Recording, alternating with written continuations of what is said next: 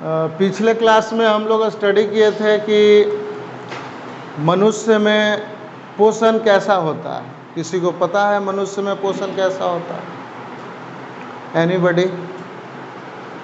मनुष्य में पोषण किस प्रकार का पाया जाता है? आपको याद होगा कि हम लोगों ने पढ़ा था कि पोषण दो प्रकार का होता है। पहला पोषण हम लोगों ने पढ़ा था स्वपोषण, और दूसरा क्या था? पर पोषण, है ना। स्वपोषण में हम लोगों ने ये जाना था कि वैसे जीव जो अपना भोजन बनाने की क्षमता खुद रखते हैं, है ना, यानी वैसे जीव जो अपना भोजन खुद बनाते हैं या बनाने की क्षमता रखते हैं, वैसे पोषण को हम लोग स्वपोषण कहते हैं। ठीक है। दूसरा हम लोगों ने स्टडी किया था पर पोषण। पर पोषण में हम लोगों ने ये जाना था कि वैसे जीव जो अपना भोजन खुद बनाने की क्षमता नहीं रखते हैं, ऐसे पोषण को हम लोग पर पोषण कहते हैं। ठीक है। फिर हम लोगों ने उसको विभाजित किया था कि पर पोषण तीन प्रकार के होते हैं।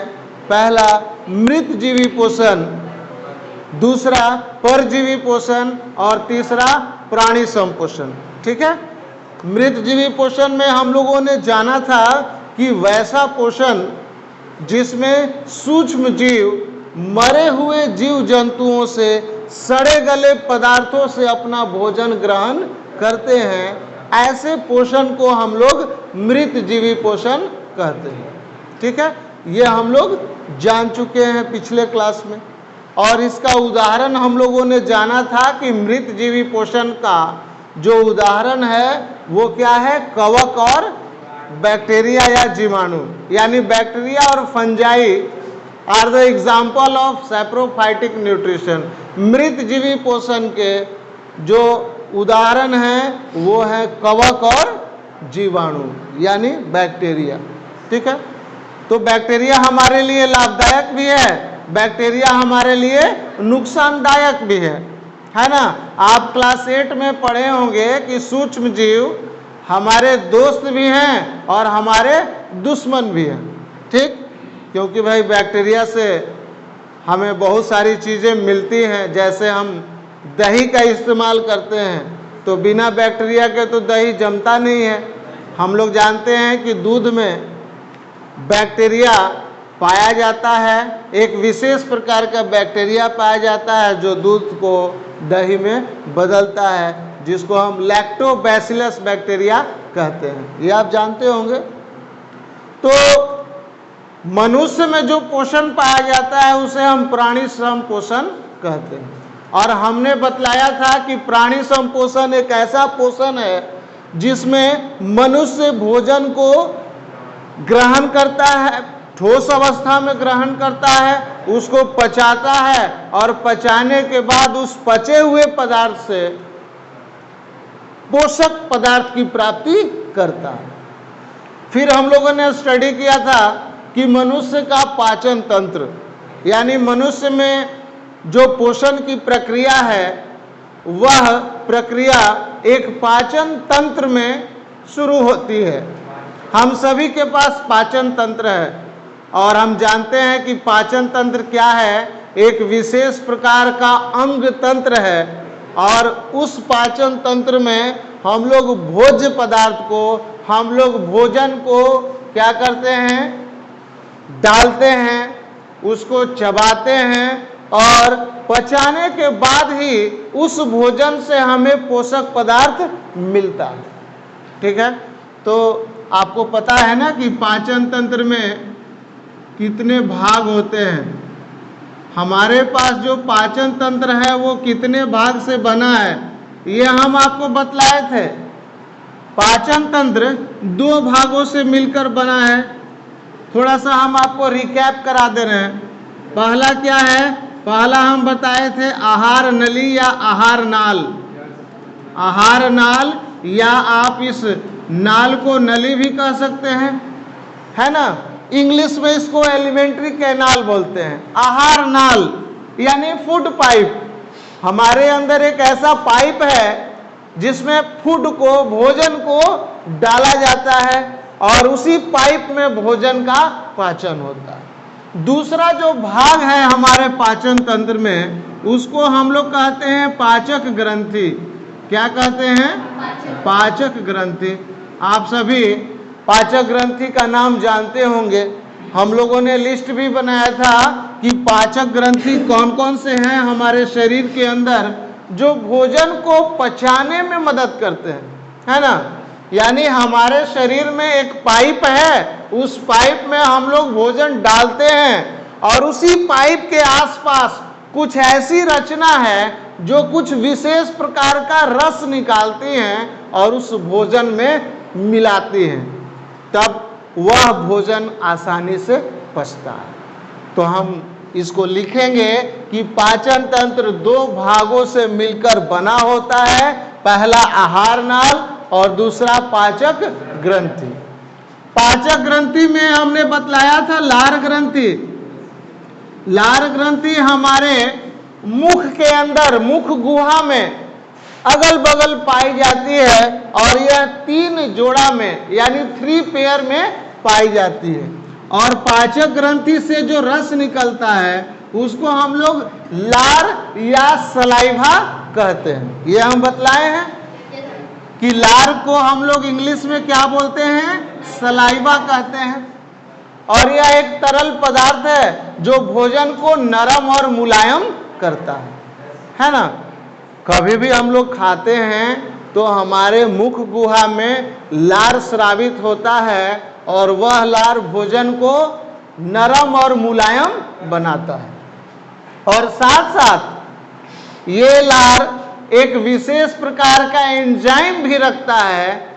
उस एंजाइम का क्या नाम है मालूम है? उसको हम बतलाए थे टाइलिन।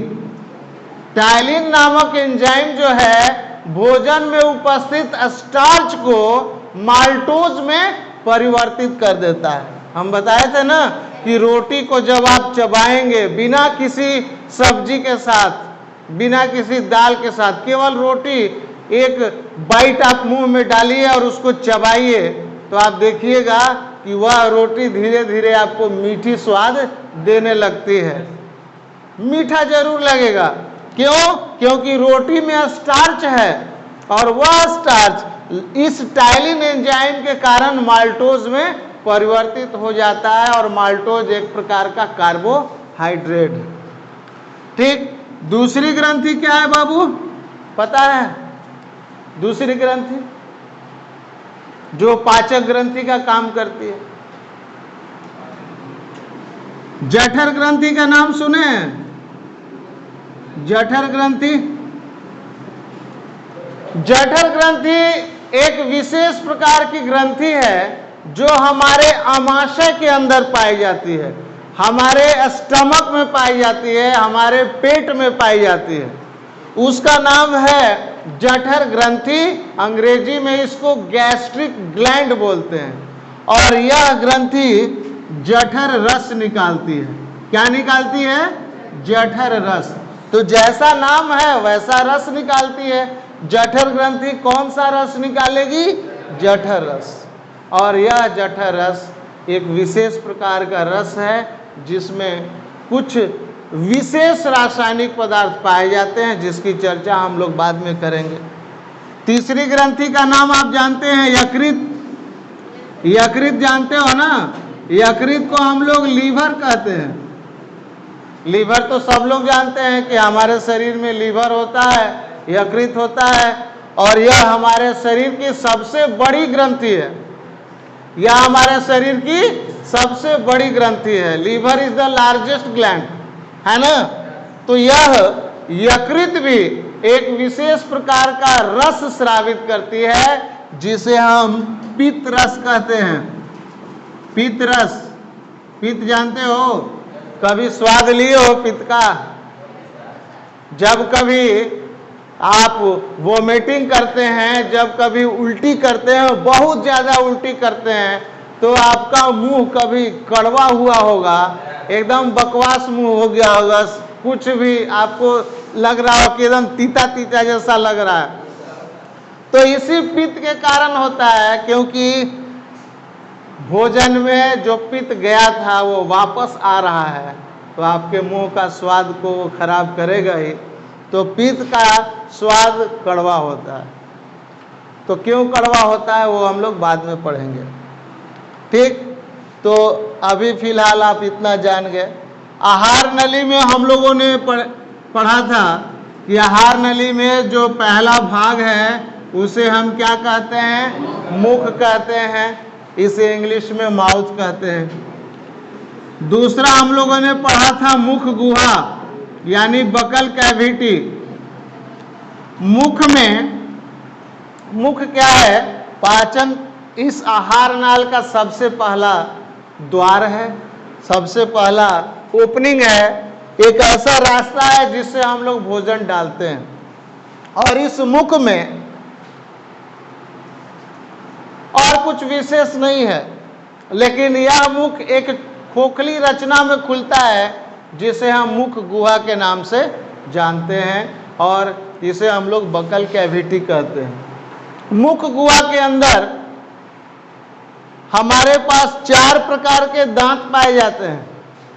4 प्रकार के दांत पाए जाते हैं, और वह दांत क्या करता है? भोजन को कुतरता है, भोजन को पीसता है, उसको ग्राइंड करता है। मिक्सर ग्राइंडर घर में होगा ना? मिक्सर ग्राइंडर क्या करता है? आपके मसाले को बिल्कुल ग्राइंड कर देता है, उसको हम लोग बोलते हैं मिक्सर ग्राइंडर। तो यह मुख गुहा के अंदर जब हम भोजन को डालते हैं तो हम अपने दांतों से इसे पीसते हैं, कुतरते हैं, और इसी मुख गुहा में लार निकलता है, और लार जो है भोजन को लसलसा बना देता है, चिपचिपा बना देता है, और भोजन को नरम और मुलायम बना देता है। फिर हम लोगों ने एक बात पढ़ी थी कि मुख गुहा में भोजन का सबसे पहला पाचन होता है, ये बताए थे। मुख गुहा में भोजन का सबसे पहला पाचन होता है। और पाचन किसका होता है? स्टार्च का। पाचन किसका होता है? स्टार्च का। ये स्टार्च किस चीज में बदलता है? माल्टोज में। कौन बदलता है? टायलिन नामक एंजाइम। टायलिन नामक एंजाइम जो कि लार में पाया जाता है, यह स्टार्च को माल्टोज में बदल देता है। तो मुख गुहा के बाद मुख गुहा के बाद जो तीसरी रचना है उसे हम ग्रसनी कहते हैं। ग्रसनी एक विशेष प्रकार की रचना है जहां पाचन तंत्र और श्वसन तंत्र मिलते हैं। तो उसको हम लोग थोड़ा फिगर में देख लें, है ना, कि आखिर कैसे मिलते हैं, कौन सा जगह है जहां पे ये दोनों आपस में मिलते हैं। जैसे आप देखे होंगे ना चौराहा देखे हैं, जैसे एकता चौक है अपना, 4 रास्ते मिलते हैं, है ना, जिसको जहां जाना है वो चला जाता है। तो हमारे शरीर में भी कुछ रास्ते बने हुए हैं, है ना।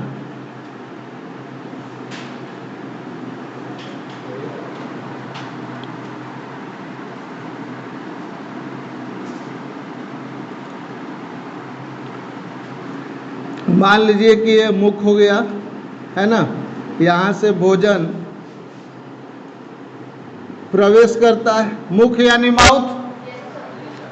इस माउथ से हम लोग भोजन को अंदर डालते हैं, और डालते हैं तो एक खोखली भाग है, खोखली रचना है, जिसको हम लोग क्या बोलते हैं? मुख गुहा कहते हैं।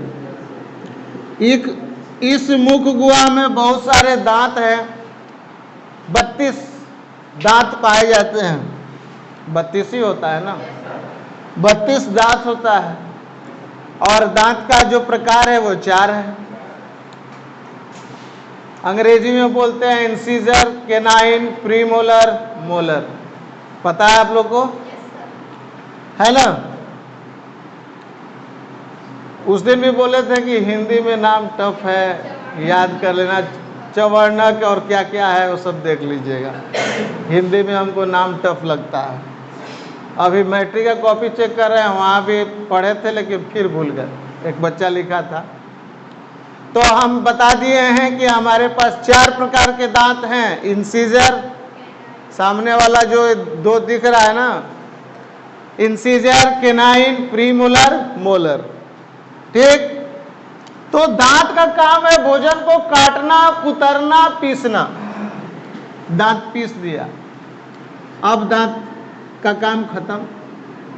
अब हम लोग भोजन को पीछे धक्का देते हैं, भोजन को पीछे धक्का देते हैं। धक्का देते हैं मतलब उसको निगलते हैं। तो निगलते हैं तो भोजन मुख गुहा से आगे की ओर इधर पीछे बढ़ता है। तो अब ध्यान दीजिएगा कि भोजन के कण मुख गुहा से कहाँ पहुंचेंगे? ग्रसनी में। और ये पूरा का पूरा इलाका क्या है? ग्रसनी है। अब ध्यान दीजिए कि जब हम लोग सांस लेते हैं तो नाक से हवा जाती है, एयर, नाक से हवा जा रही है, ऑक्सीजन। ये एयर इस मुख गुहा के ऊपर तालु होगा, उसके ऊपर से जा रही है, और ये हवा फिर यहाँ आ रही है, ऑक्सीजन यहाँ आ रही है। और ये ऐसा रास्ता है, चौराहा जैसा दिख रहा है, 4 रास्ते यहाँ मिल रहे हैं। कैसे? एक मुख गुहा का रास्ता, एक श्वसन तंत्र का रास्ता, एक पाचन तंत्र का रास्ता, और एक ऊपर से। 4 रास्ते मिल रहे हैं।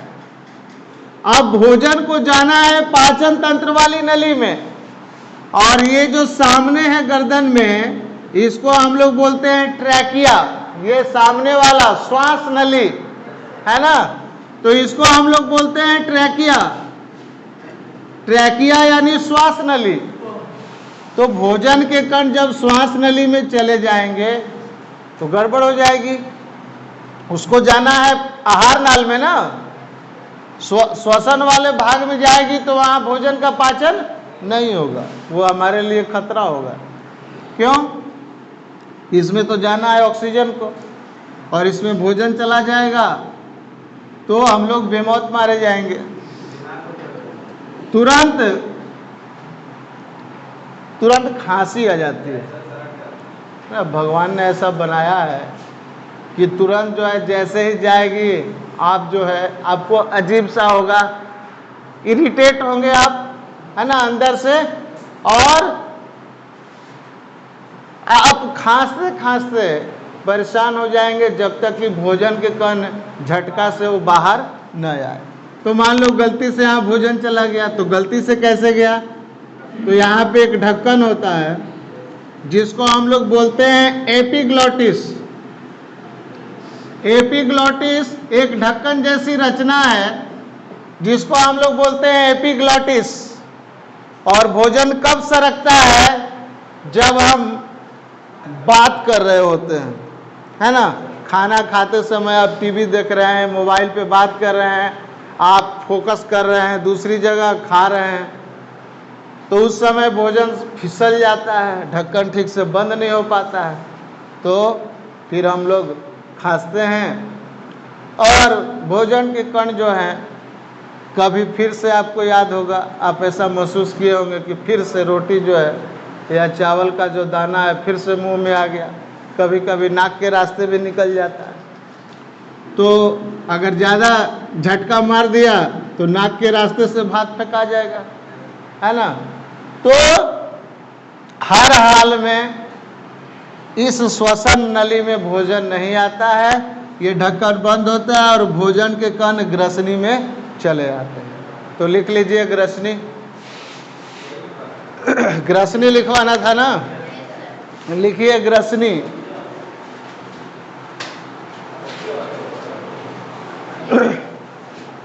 लिखिए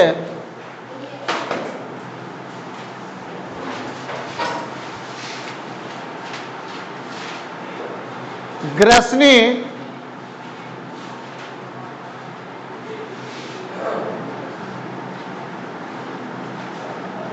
यह पाचन तंत्र, यह पाचन तंत्र और श्वसन तंत्र, यह पाचन तंत्र और श्वसन तंत्र का संधि स्थल है, का संधि स्थल है। संधि स्थल मतलब जंक्शन, संधि स्थल है जहां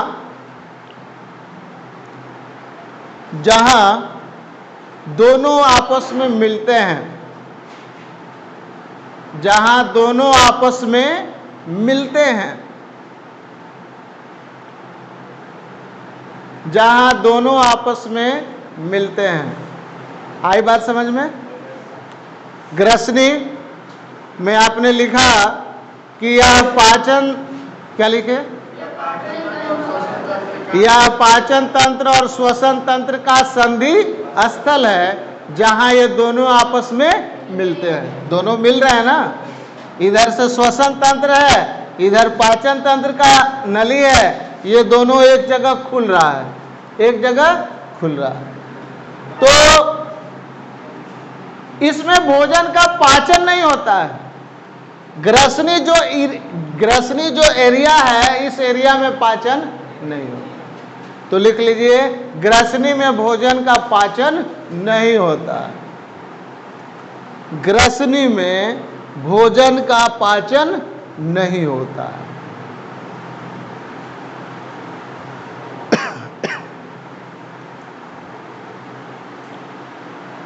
ठीक है, तो हम लोग जान गए हैं कि ग्रसनी में भोजन का पाचन नहीं होता। अब देखो, ग्रसनी से यानी फेरिंक्स, ग्रसनी से भोजन आगे की ओर जाता है, आगे की ओर मूव करता है, और जिस भाग में जाता है उसको हम लोग ग्रास नली कहते हैं। हिंदी में इसको क्या बोलते हैं? ग्रास नली। इंग्लिश में इसको एसोफेगस बोलते हैं। तो भोजन ग्रसनी से आगे ग्रास नली में जाता है, और ये जो ग्रास नली है, ये एक विशेष प्रकार की ट्यूब है, एक विशेष प्रकार की पाइप है, जिसमें भोजन का रासायनिक पाचन नहीं होता है, लेकिन एक विशेष प्रकार की गति होती है, और उस गति को हम लोग क्रमाकुंचन गति या पेरिस्टालसिस मूवमेंट कहते हैं। आपके बुक में लिखा होगा क्रमाकुंचन, क्रमाकुंचन गति।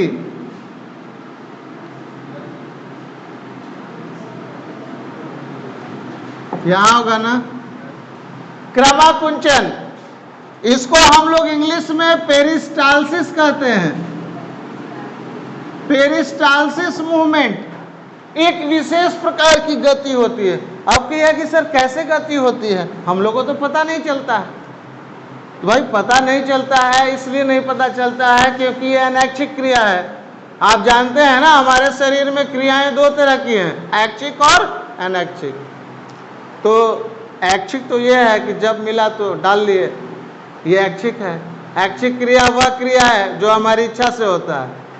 सामने कुछ मिला है खाने को, कोई नहीं है, धीरे से डाल लिए, या छुप के डाल रहे हैं, या तो सामने डाल रहे हैं। आप भोजन मुख में डाल लिए हैं, खा रहे हैं, तो ये आप इच्छा से खा रहे हो ना, कोई जबरदस्ती आपको नहीं खिला रहा है। लेकिन जैसे ही आप डाल के उसको निगल लिए हैं, अब आपका कंट्रोल वहां खत्म है। अब आप चाह के भी उसको बाहर नहीं निकाल सकते। निकाल सकते हैं क्या? आप रोक सकते हैं क्या? थोड़ा 2 घंटा बाद पचना, अभी थोड़ा टाइम दे दो। ऐसा हम लोग नहीं कर सकते, क्योंकि वहां अब हमारा कोई नियंत्रण नहीं है,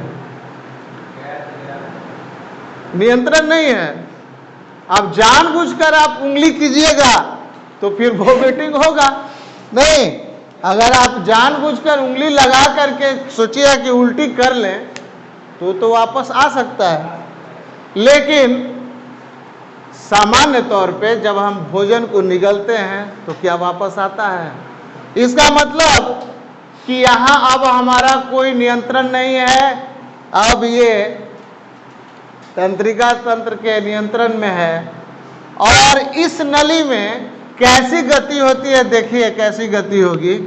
मान लीजिए भोजन के कण इसमें आ गए, तो इस नली में मांसपेशी होती है, और मांसपेशी क्या करेगा, इसको यहाँ से पुश करेगा, दबाएगा, तो ये आगे की ओर फिसलेगा, फिर ये दबेगा, फिर आगे की ओर ये। इसी तरह से भोजन के कण आगे की ओर बढ़ते जाते हैं, है ना। तो ग्रास नली में भोजन का रासायनिक पाचन नहीं होता है।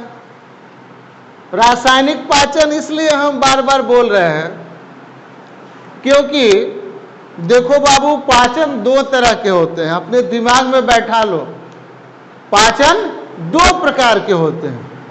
एक ऐसा पाचन जो एंजाइम्स के द्वारा होता है, हमने यहाँ एंजाइम्स लिखा था। एंजाइम्स एक ऐसा रासायनिक पदार्थ है जो भोजन को पचाता है। तो भोजन को पचाता है, तो आप कह सकते हैं तब हम लोग दांत से क्यों काटते हैं, डायरेक्ट रोटी ही नहीं ठूस लेते, 4 पीस काट लेते और डायरेक्ट रोटी ठूस लेते, और रसायन जो है एंजाइम्स पचा देता, तो फिर हम लोग दांत से क्यों काटते हैं। बूढ़े लोग से नहीं रोटी टूटता है, या कोई ऐसा हार्ड चीज मिल गया तो वो उसको फुला के खाते हैं, बोलते हैं कि रोटी दूध में डाल दो थोड़ा फूल जाएगा तब खाएंगे, है ना। बूढ़े बुजुर्ग जिनके पास दांत नहीं है या दांत कम है, उनको खाना भी है तो नहीं होता है घर में, रोटी को फुलाते हैं दूध में तब खाते हैं। इसका मतलब कि आपने जो रोटी को फुलाया है, आप पानी में डाल के देख लीजिए रोटी फूलता है कि नहीं, फूल जाता है, फूलता है ना। तो रोटी जब फूल जाता है तो दांत की अब जरूरत नहीं है। तो हम लोग दांत से भोजन के कणों को छोटा छोटा पीस में कर देते हैं। ऐसे पाचन को हम लोग यांत्रिक पाचन कहते हैं। ऐसे पाचन को क्या कहते हैं, यांत्रिक पाचन या भौतिक पाचन। ठीक है, वह पाचन जो हमारे दांतों के द्वारा या जो हमारे पेशियों के द्वारा छोटे छोटे पीस में तोड़ी जाती है, वैसे पाचन को हम यांत्रिक पाचन कहते हैं।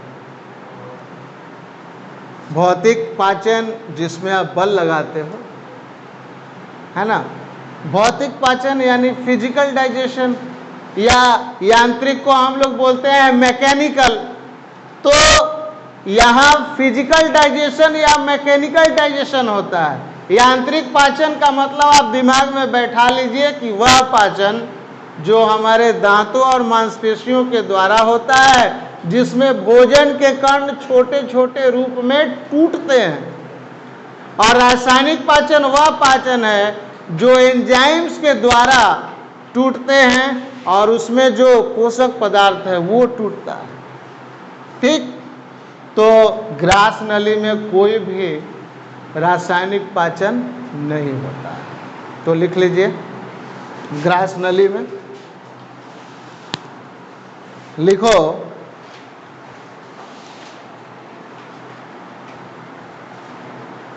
ग्रास नली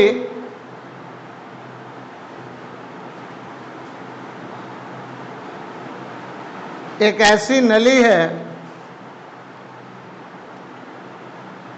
ग्रास नली एक ऐसी नली है जिसमें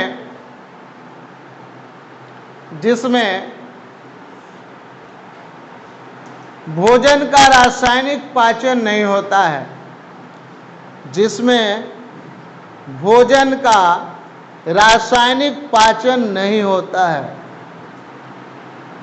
जिसमें भोजन का रासायनिक पाचन नहीं होता है। ठीक है। ये हम लोग समझ गए। दूसरा पॉइंट आप लिखेंगे,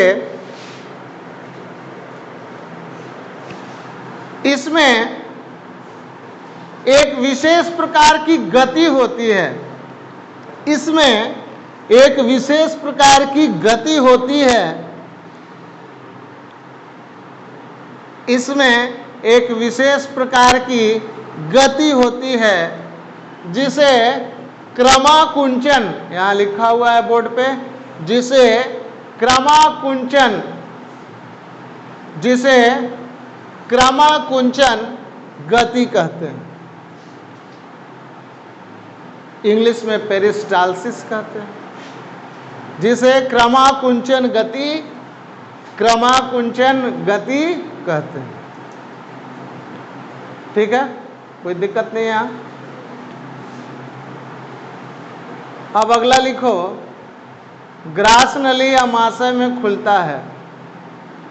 ग्रास नली आगे अमाशय में खुलता है।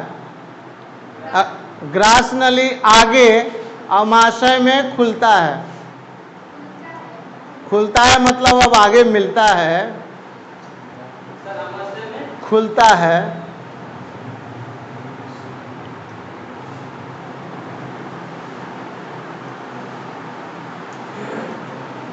खुलता है मतलब समझ रहे हो ना।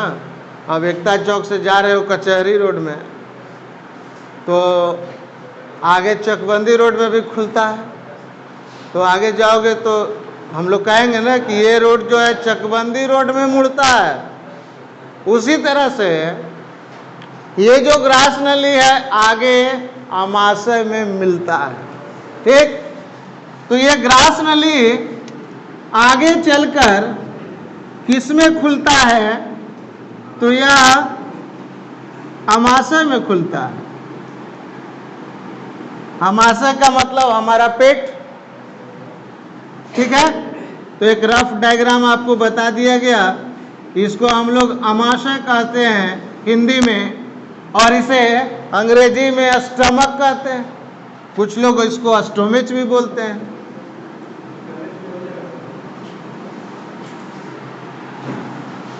ठीक है ना। अमाशय यानी स्टमक, स्टोमिक, यह एक थैली जैसी रचना है। आपको लग रहा हो कि थोड़ा पाउच टाइप का लग रहा है, नहीं, थैली टाइप का। अंग्रेजी के जे शेप में, अंग्रेजी के जे शेप में लग रहा है। तो ये जे के आकार का एक थैली है, और इस थैली का नाम है अमाशय। और ये ग्रास नली जो ग्रसनी से चली थी, ये ग्रास नली जो ग्रसनी से चली थी अमाशय में आके खत्म हो रही है। इसका इतना ही क्षेत्र है ना।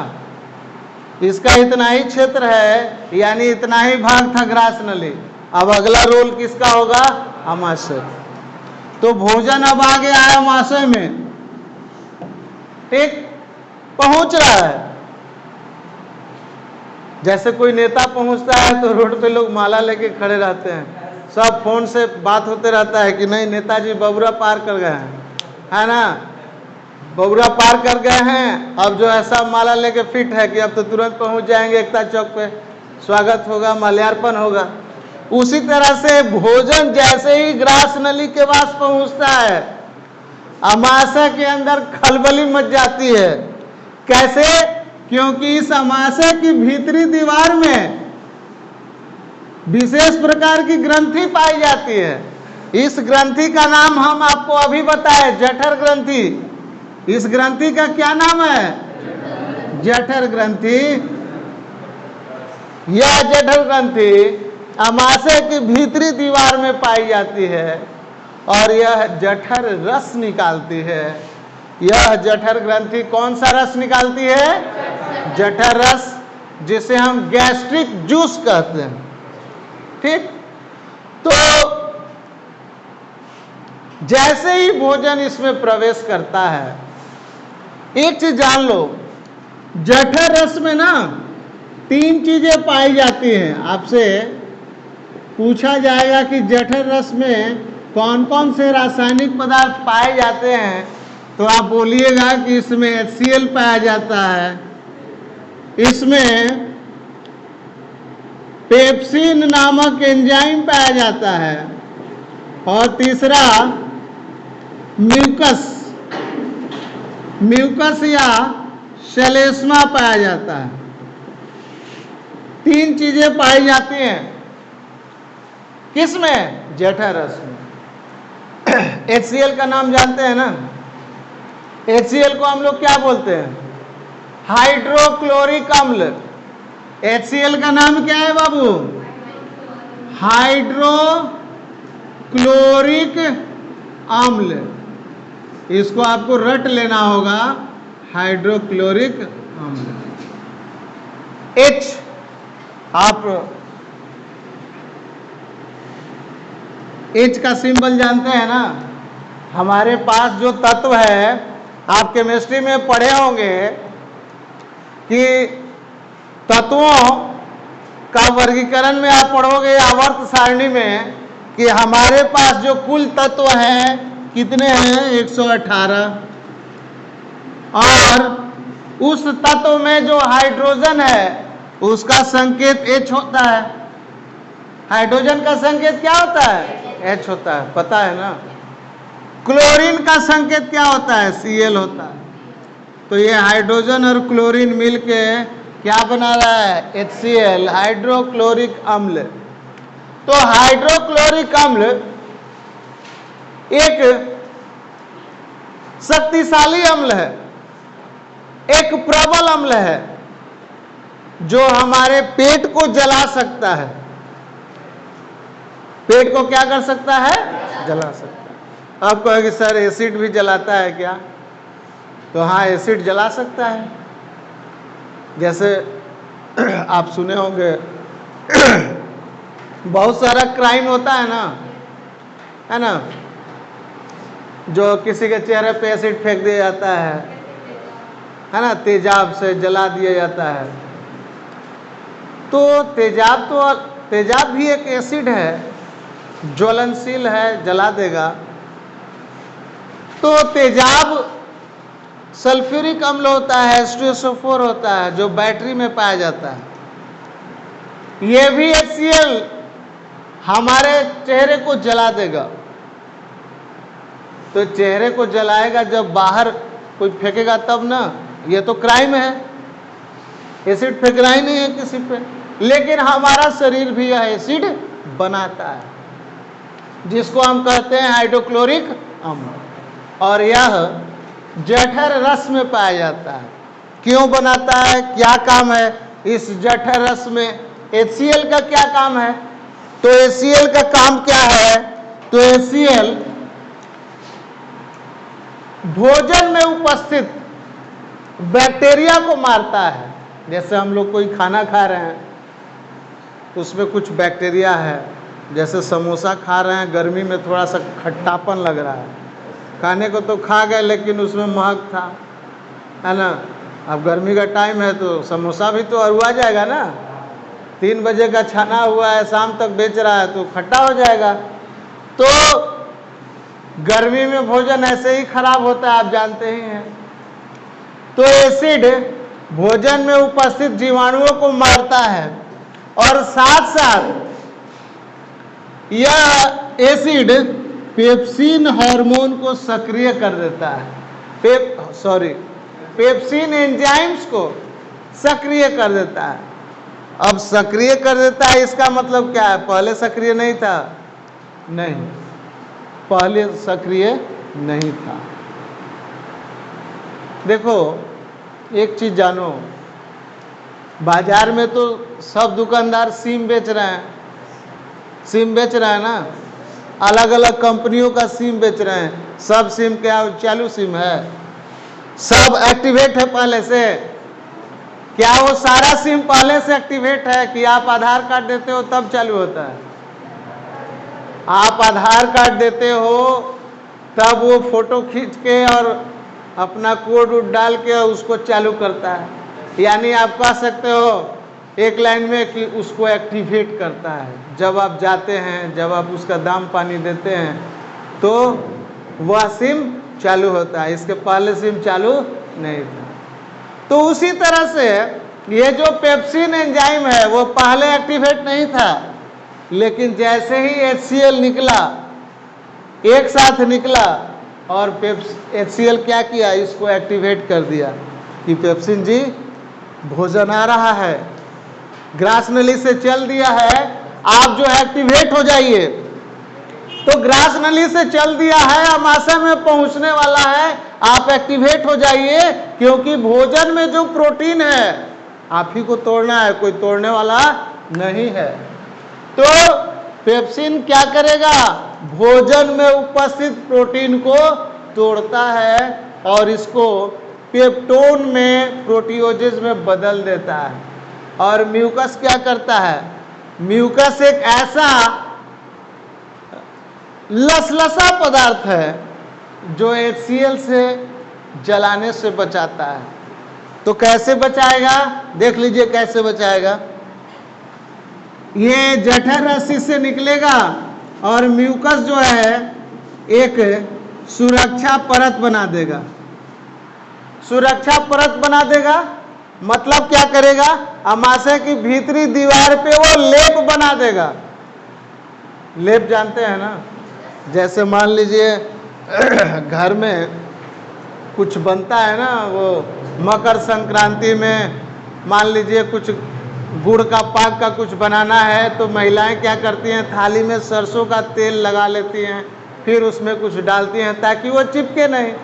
उसी तरह से यहाँ सबसे पहले म्यूकस का एक परत लगेगा, परत हो जाएगा तो अब जाके इसके ऊपर HCl रहेगा, इसके ऊपर HCl निकलेगा ताकि ये HCl जो है इसके भीतरी दीवार से कोई टच ना हो, कोई संपर्क ना हो। तो हमारा आमाशय का जो दीवार है वो भी नहीं जलेगा और ये जो भोजन आ रहे हैं उसको पेप्सिन पचाएगा। तो पेप्सिन का काम है प्रोटीन को तोड़ना, याद रखिएगा, पेप्सिन हमेशा प्रोटीन तोड़ेगा और टाइलिन हमेशा स्टार्च तोड़ेगा। तो अभी आप टाइलिन पढ़े थे, टाइलिन क्या करता था, स्टार्च को माल्टोज में बदल रहा था और यहाँ पेप्सिन प्रोटीन को तोड़ेगा। तो लिखिए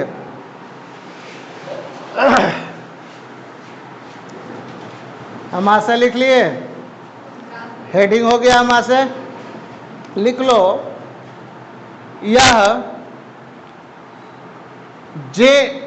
यह जे आकार की, अंग्रेजी में जे लिखते हैं ना, यह जे आकार की एक थैली है। हाँ, यह जे आकार की एक थैली है जिसमें भोजन का पाचन होता है, जिसमें भोजन का पाचन होता है।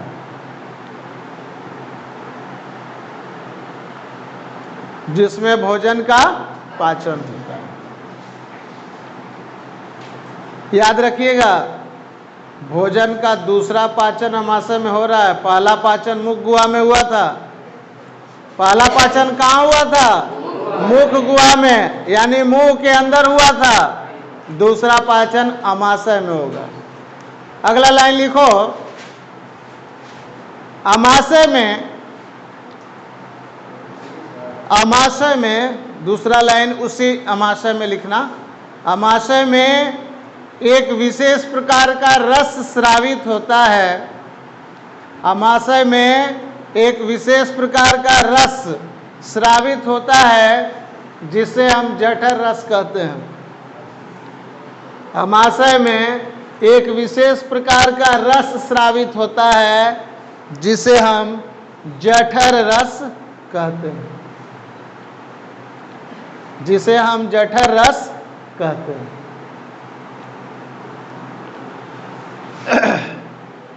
लिख लिए, जठर रस कहते हैं। क्लियर। अब आगे लिखो, जठर रस में 3 प्रकार के रासायनिक पदार्थ पाए जाते हैं। जठर रस में 3 प्रकार के रासायनिक पदार्थ पाए जाते हैं। जठर रस में 3 प्रकार के रासायनिक पदार्थ पाए जाते हैं। जठर रस में 3 प्रकार के रासायनिक पदार्थ पाए जाते हैं। अब यहाँ नाम लिखा है, बोर्ड पे लिख लो। पहला HCl, इसको बोलते हैं हाइड्रोक्लोरिक अम्ल, पोस्ट में लिख देना। इसको ब्रैकेट में लिख देना हाइड्रोक्लोरिक अम्ल, इसको मिटा देना, ये आपको कंफ्यूज करेगा।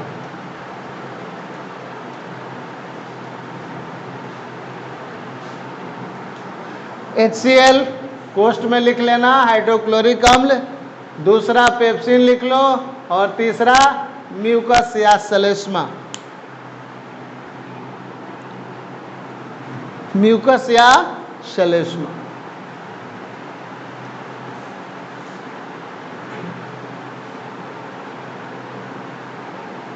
म्यूकस ना माड़ जैसा होता है, चिपचिपा होता है, माड़ जैसा। चावल में माड़ निकलता है ना, अब तो नहीं निकलता, सब तो कुकर में ही बनता है चावल। तो ये म्यूकस वाटरी फ्लूइड है, और यह लसलसा होता है। क्यों भाई? अमाशय की दीवार को बचाना है तो सबसे पहले ये लेप बना लेता है, HCl से बच जाता है। तो ये 3 नाम याद हो जाएगा। अगला पॉइंट लिखिए। HCl, अब इस बार मैट्रिक में पूछा था, इस बार मैट्रिक में पूछा था कि HCl का कार्य क्या है पाचन में। आप देख लीजिएगा, क्वेश्चन आया है कि HCl का कार्य क्या है, तो वही हम लोग लिख रहे हैं। HCl में लिखिए, यह भोजन में उपस्थित जीवाणुओं को, यह भोजन में उपस्थित जीवाणुओं को नष्ट करता है। यह भोजन में उपस्थित जीवाणुओं को नष्ट करता है। यह भोजन में उपस्थित जीवाणुओं को नष्ट करता है। दूसरा लिख लो, यह भोजन को अम्लीय बनाता है। यह भोजन को अम्लीय बनाता है। हाँ, यह भोजन को अम्लीय बनाता है।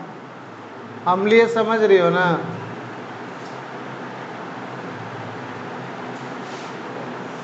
यह भोजन को अम्लीय बनाता है।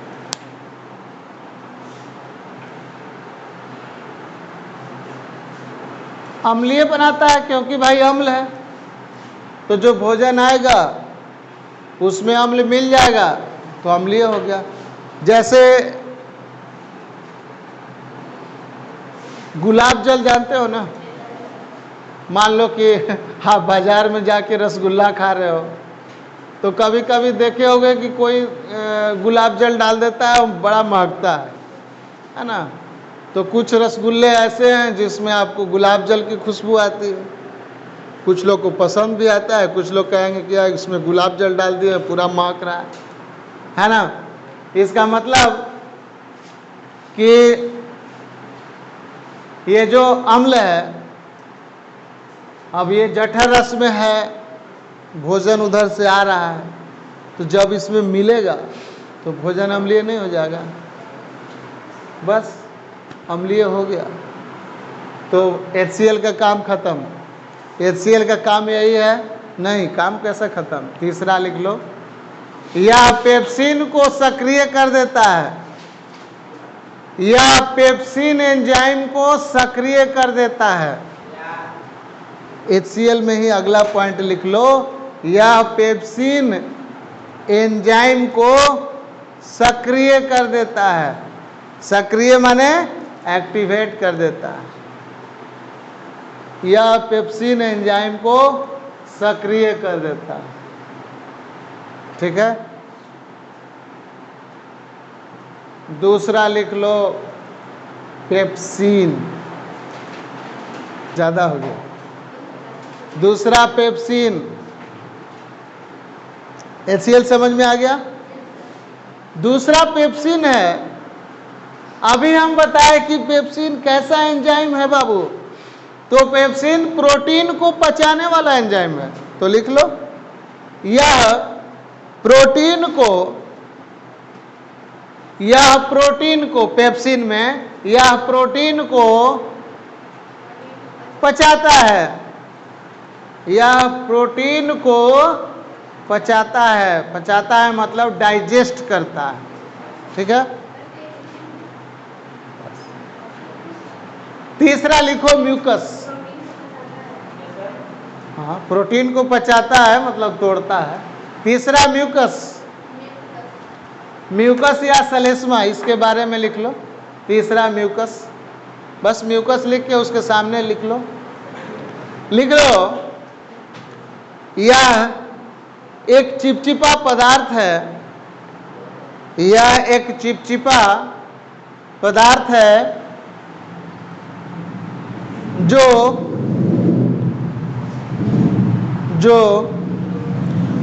अमाशय की भीतरी परत को, यह एक चिपचिपा पदार्थ है जो अमाशय की भीतरी परत को, HCl से बचाता है। हाँ, HCl से बचाता है, HCl माने हाइड्रोक्लोरिक अम्ल, उससे बचाता है। ठीक है, तो हम लोग इतना जान गए। तो आज की पढ़ाई हम लोग पढ़ लिए। क्या पढ़े हम लोग? पढ़ लिए कि मनुष्य में जो पाचन तंत्र है वो दो भागों से मिलकर बना है, पहला आहार नाल और दूसरा पाचक ग्रंथि। आहार नाल में हम लोगों ने पढ़ लिया कि मुख क्या है, मुख गुहा क्या है, ये पहले पढ़ रखा था। आज विशेष हम लोग फोकस किए ग्रसनी पर, इसके बाद ग्रास नली पर, और जो तीसरा था वो अमाशय था। क्वेश्चन पूछ सकता है ऑब्जेक्टिव में कि ग्रास नली में कौन सी गति होती है। याद रखिएगा, ग्रास नली में कौन सी गति होती है, तो आपको याद रखना है क्रमाकुंचन गति। दूसरा ऑब्जेक्टिव आ सकता है कि जठर रस कौन स्रावित करता है, तो जठर रस जठर ग्रंथि स्रावित करता है। ठीक है, तो आज का क्लास हम लोग इतना ही स्टडी करेंगे, है ना। फिर अगले दिन हम लोग कल यहीं से आगे बढ़ेंगे। ठीक है, आप लोगों को समझ में आया? क्लास 9